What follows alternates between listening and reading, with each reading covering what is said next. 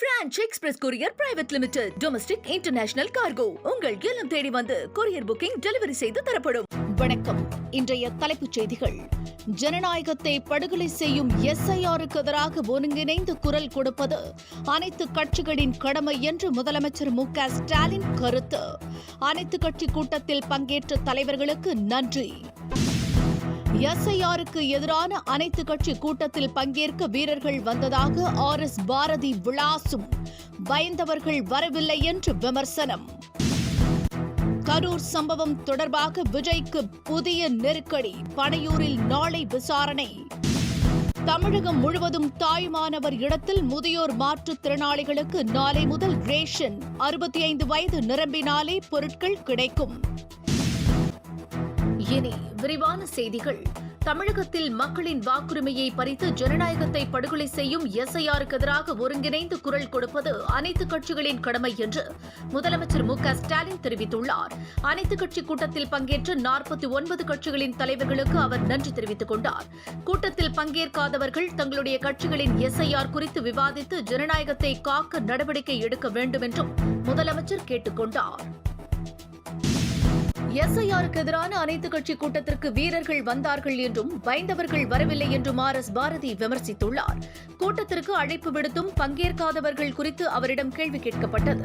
வராதவர்கள் பற்றி கவலை இல்லை என்றும் அவர்கள் தனிப்பட்ட காரணங்களுக்காக பயந்து கொண்டு வரவில்லை என்றும் RS பாரதி குறிப்பிட்டார். ஜனநாயக உணர்வோடு வந்தவர்களை வரவேற்பதாகவும் அவர் கூறினார்.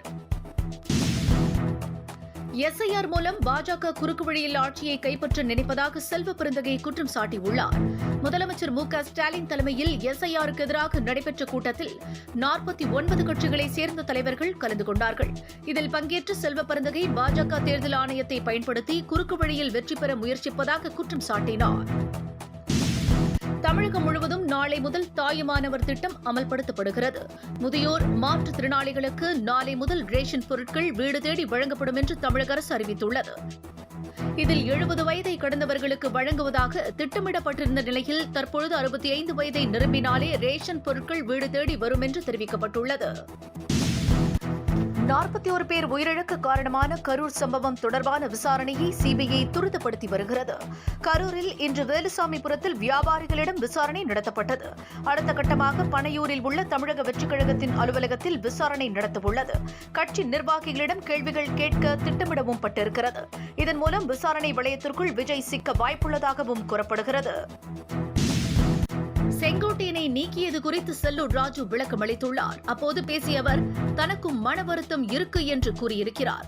அதை பொதுவெளியில் சொல்லக்கூடாது என்றும் EPS-இடம்தான் கூறியிருக்க வேண்டும் என்றும் செல்லூர் ராஜு கூறினார். உடனே செய்தியாளர்கள் உங்களுக்கு என்ன மன வருத்தம் என்று கேட்டனர்.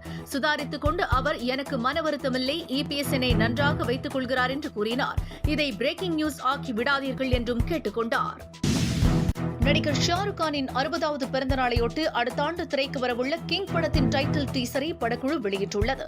சித்தார்த் ஆனந்த் இயக்கத்தில் உருவாகும் இந்த படத்தில் அனிருத் இசையமைக்கிறார். ஷாருக் கானின் மகள் சுகானா கான் அறிமுகமாகிறார். தீபிகா படுகோன், அபிஷேக் பச்சன், அனில் கபூர், ஜாக்கி ஷெரப், ராணி முகர்ஜி என்று ஒரு நட்சத்திர பட்டாளமே இறங்குகிறது. இத்துடன் 7 மணி செய்திகள் நிறைவு பெறுகின்றன.